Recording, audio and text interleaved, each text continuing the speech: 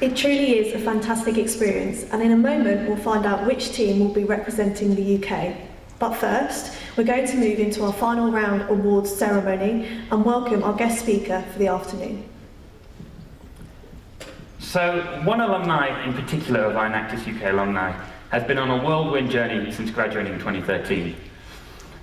Charlotte Pearce has been someone I've known for the last 6 years.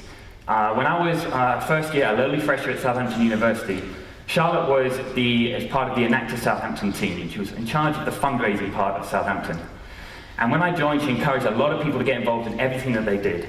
And because of her sheer passion and energy, Southampton had the biggest fundraising total they'd ever had in the time that they'd been in place.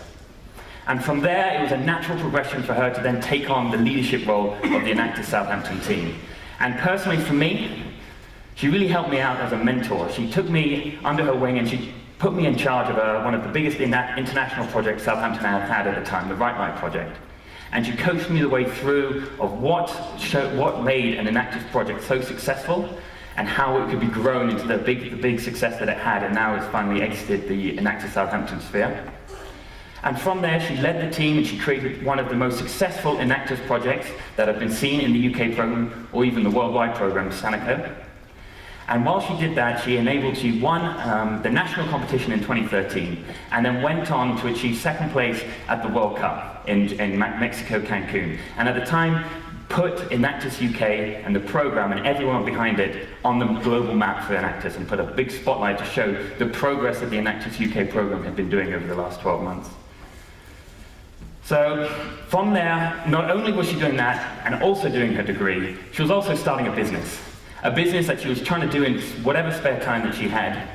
But she created a business that she is now co-founder and CEO of and has been running it for the last 5 years. So it's a great pleasure for me to be able to know Lottie as a friend and as a personal inspiration every single day, and to come here and speak to you guys today. So without further ado, I'd like to introduce the founder and CEO of Inkpact Marketing, Charlotte Pearce.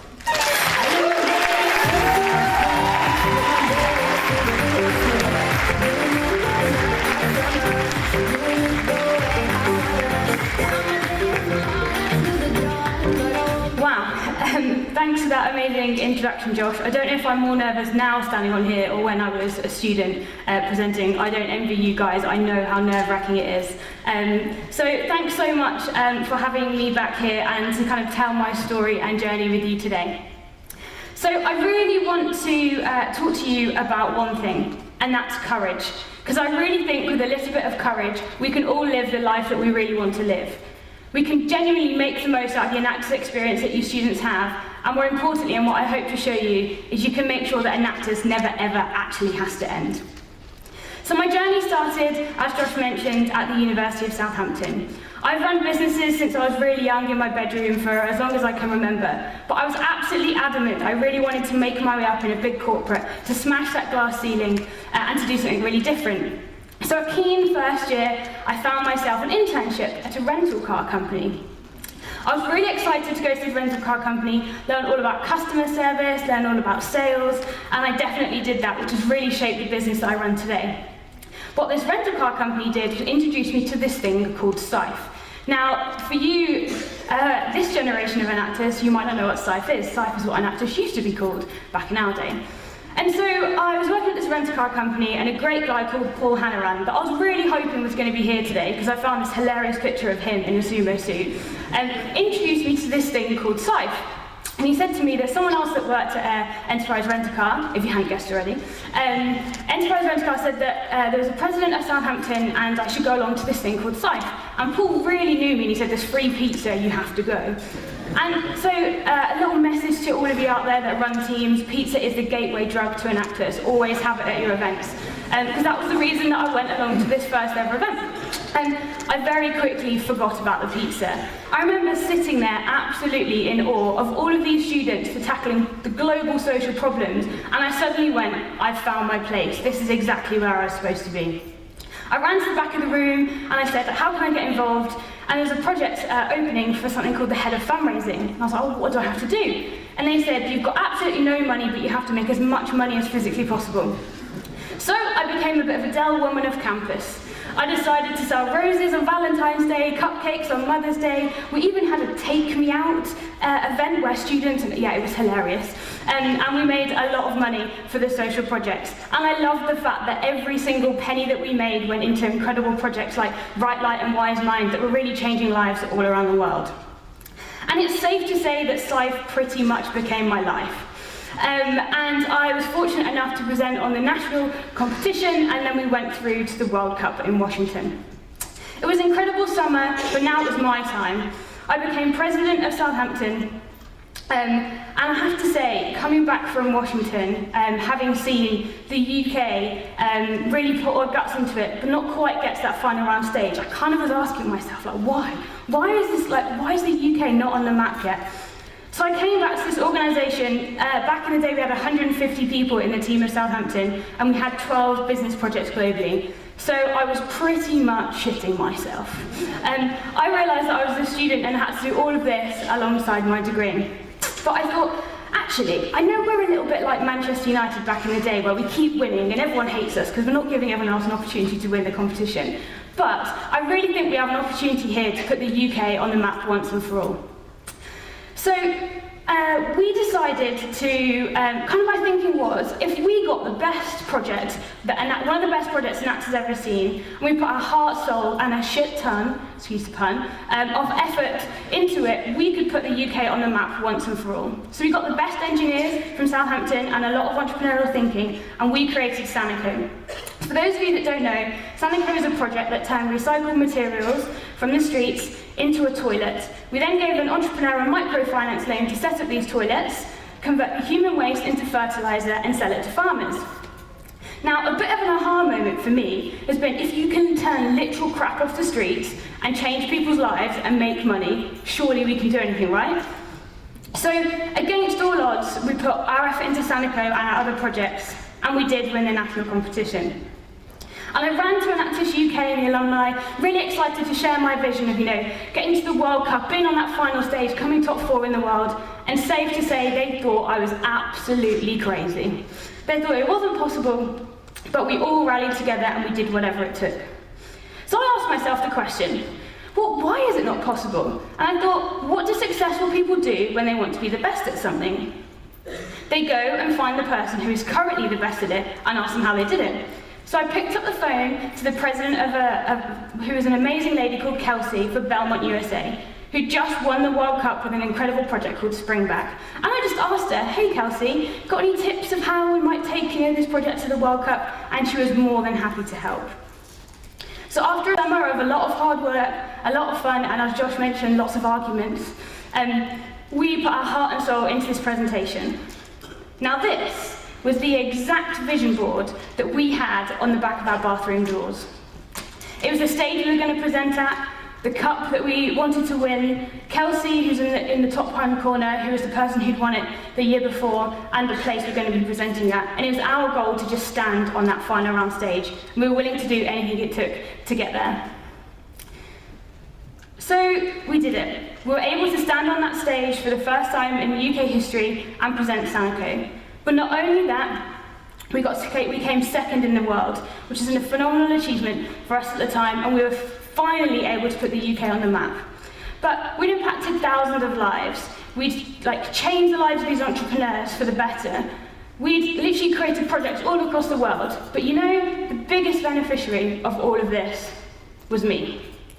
And do you know why? Because that time when I got handed Enactus with its 150 members and 12 business projects around the world, I remember saying something to myself. I remember saying, I haven't got a freaking clue what I'm doing. And this was one of the best things that I could have ever said, because it truly led me to where I am today.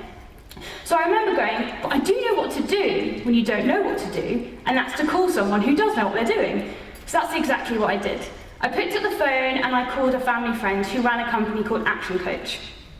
Now, Action Coach is a coaching company which is kind of like a personal trainer in the gym makes you work harder, and Action Coach makes you work harder and make more profit out of your business. So I thought these are great people for me to learn and listen to. So I went along to one of their coaching days, really thinking it could help me grow the team and grow the Enactus projects that we had. which it did, but I had no idea that day when I went into that room what effect it would have on my life. So I basically was in this room, and there was a room for about 15 business coaches, and they were talking about entrepreneur mindset, vision, values, etc. In the second half of the day, they were talking about marketing, and there was one guy called Matt. And Matt was a business coach, and he was struggling to contact busy CEOs like you guys, and he was saying emails weren't working, online advertising wasn't working, these CEOs weren't giving the time and attention it takes for Matt to do his pitch. And he said, I love sending handwritten letters.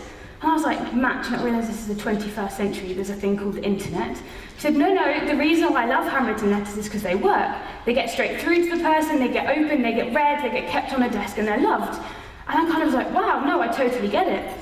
And then he said, my hand hurts after writing 10 letters, but I want to contact hundreds of people. How can I possibly do it? My mind went to the thousands of people across Enactus who want to earn money, working from home, who come from a range of different backgrounds, and I just thought there must be a way of doing this. So I literally just said out loud, oh Matt, I'll write 100 letters for you, and let's see what happens. So Matt called me a week later and said, Charlotte, 33 out of the 100 people came in to have coffee with me. 33 out of 100 people don't even normally open my emails, let alone actually come and speak to me. And then what he said next, I'll never forget. He said, Charlotte, if you can scale this, you're onto a winner. And I was thinking, how the hell do I scale handwritten letters? So I went back to Enactus, I ran the team, we went to World Cup, and on the side I was making money sending handwritten letters. But then I graduated, and we had a very nice tan, a trophy, and I hit back to earth with an absolute bang. I knew there was something in this handwritten letters, but I was offered jobs from some of the sponsor companies in this room. But I knew that there was something more than just the handwritten letters. It was about the human connection, and I knew that I was born to start my own business. And after doing Enactus, I couldn't think of anything else. So that's exactly what I did. Inkpact started as a small lifestyle business, no technology, just a handful of writers, handwritten letters, and a group of action coaches around the UK. But my vision was much more than that. But one day, I was sitting there in a little office at the University of Southampton, which they very kindly gave me to set up the business when I graduated. It was a wet, dreary, horrible January day, and I remember just in tears thinking, how the hell am I going to do this on my own? And that day, somebody tweeted me about a program called the New Entrepreneurs Foundation. Now, the New Entrepreneurs Foundation is an amazing organisation that takes the top 30 up-and-coming entrepreneurs every year and puts them on almost like a fast-track program for yourself. And their aim is to create the next multi-million-pound entrepreneur out of the UK. I knew here was the place I could execute my vision of creating a global, scalable tech company that also has human impact. And it's here that I met this geeky-looking guy called Andrew, who is now my co-founder. I shared the vision with him of this company that could really make a difference, and he quit his job the next day and came and joined me. But I have to say that being a student, never having a job, we didn't have any money whatsoever to start a technology company. So when I was in Enactus, I had this incredible mentor called Chris Richards. Chris Richards, safe to say, is one of the nicest human beings in the world. He'd also put so much time, effort and energy into mentoring us in Enactus and had actually become almost like a second dad to me. I remember him saying when we were back in Enactus, Charlotte, I'll invest in you no matter what you start. And I remember remembering that, funny enough, years later when we needed some money. So I went to Chris and said, Chris, I've got this idea for a business. And he said, yep, I'll give you most of the money, but not all of it, just to check my sanity. You need to go and find one other investor out there somewhere. So there I was in a coffee shop in London, putting the business plan together with Andrew, and I saw an investor out the corner of my eye. I'd seen him on panels before. He was a very loud northern investor, and I loved the way he thought about things. But I thought, he has no idea who I am, but something compelled me to get my notepad out and handwrite a note to him. I then gave it to the waitress to ask to give it to him when he'd finished his meeting. I walked out of the room with this horrible knot in my stomach. But he emailed me back that day. He emailed me saying, just with a smiley face, saying, the world works in magical ways, I'm at your pitch event next week. So I was at the pitch event, and he was there. It's the guy with the bright orange t-shirt on. I remember just being there pitching and said, look, I need the rest of this money. He walked up to me after, he shook my hand and said, Charlotte, I'll give you the rest of the money. Didn't ask valuation or anything, but did say to me, I think you should raise £100,000, not the £40,000 you're looking for, and let's go big with this. So that's exactly what we did. We created an online platform that allows companies to send handwritten letters as easy as sending an email. We built the first product, and we imagined that we'd have more customers like the action coaches. But actually, in the first year, we had Moët Hennessy, Mr. and Mrs. Smith, a big FMCG, and many more come to us to use our service. And standing here today, just a couple of years later, Inkpact is a multi-million-pound tech business with a difference.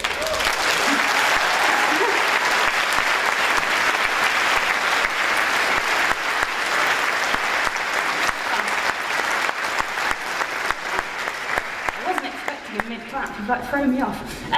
So yeah, we bring together the head of business, which is the data, the CRM, the analytics, with the heart of business, which is the human connection, the emotional and the thoughtful part of business. And we do that to increase sales, increase brand loyalty, and increase awareness for our brands. The way that we do this is really simple. It's simple, intuitive technology and CRM integrations, and a magical, amazing community of hundreds of writers all across the UK who are called our Scribe Tribe. We have these writers across the UK from the ages of 18 to 80 who come from a range of different backgrounds. Some of them are mothers, some of them have been in prison previously, some of them have been homeless, some of them are students, and they can work flexibly writing these handwritten letters from all across the UK, allowing us to send 50 to 50,000 or more handwritten messages in just a touch of a button. We have done some campaigns for some of the best brands across the UK, increased shopping carts by 30%, increased second, third and ongoing purchase rates by 58%, gone viral on social media and much, much more. And I have the absolute honour and privilege to get together with my incredible team of 16 people who are honestly the most talented humans I have ever met, to have fun every day, but also to create this mission that we had. Together, we've raised over £1 million of investment for some of the top UK's entrepreneurs and companies, and I'm really happy to say that some of these are also now some of my closest friends. I've been incredibly privileged to go around the world pitching to governments, royal households, and many others, sharing my mission and vision. I've even been in Forbes 13 to 30, which was an incredible achievement. But nothing, absolutely nothing, compares to this. Hi, I'm Rebecca and I'm a writer at Inkpact. I joined the Scribe Tribe in May and it's been amazing. I've had the chance to work on a variety of different campaigns and I'm so grateful for this opportunity as it's enabled me to work from home flexibly whilst recovering from thyroid cancer.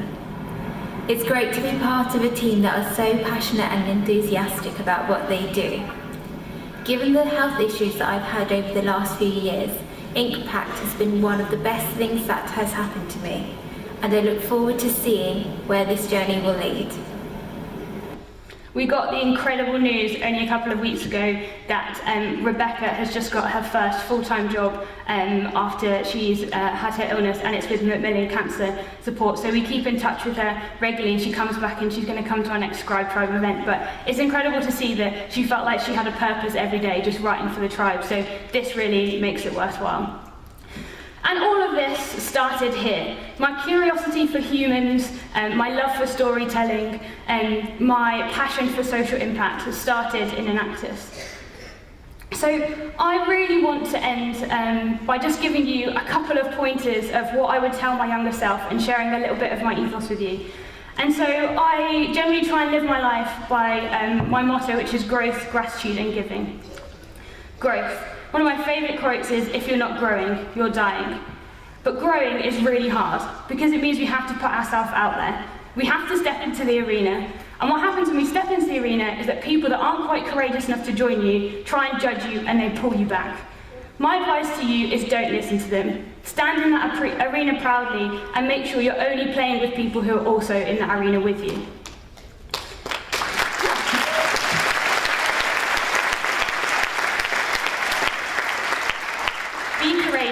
Embrace vulnerability and be authentically you. Now, it might not seem like being vulnerable is something that entrepreneurs are supposed to do. And trust me, in the tech world especially, there's a lot of ego swinging out there. But I couldn't say it better than Simon Sinek says himself. Only when we have the strength to show our vulnerability can we truly lead. The top entrepreneurs that I've met, the ones that have created the multi-millions of pounds, the global businesses, are honestly the nicest, most down-to-earth human people you will ever meet. So actually, I think we don't have to be perfect. We just have to show up for ourselves and others. We have to be human. And most of all, we have to go out there and just do it. Gratitude. Now this is the one that actually I think is the hardest. I say don't compare your life to someone else's highlight reel. It might seem really glamorous that I'm standing up here presenting to you today, facing Forbes, etc. But really what you don't see is the hard work, the sacrifice, the stress, the pressure, the blood, sweat and tears. So don't compare your life to someone else's highlight reel. Make sure that you appreciate the journey along the way, especially the hard bits, because they make us really who we are today. Have your crazy goals, go out on their achievement, but be grateful for everything. And finally, giving. I think I don't need to say this too much in a room full of Enactus people because I think we all get it to our core. And I can't say it better than this quote, which is happiness does not result from what we get, but what we give. So Enactus was a pivotal part of my entire life. It allowed me to get the courage to start my first business. It allowed me to get the first investor that I ever had. But the thing that I'm most grateful for, the thing that Enactus gave me more than anything, is some of my very best friends and my boyfriend. So I have to say to you today that you just don't know where this journey is going to lead you. Make sure you embrace every single moment of it. Be courageous, step into that arena, have fun, but most of all, never forget that no one really knows what the frickin' hell they're doing anyway. Thank you very much.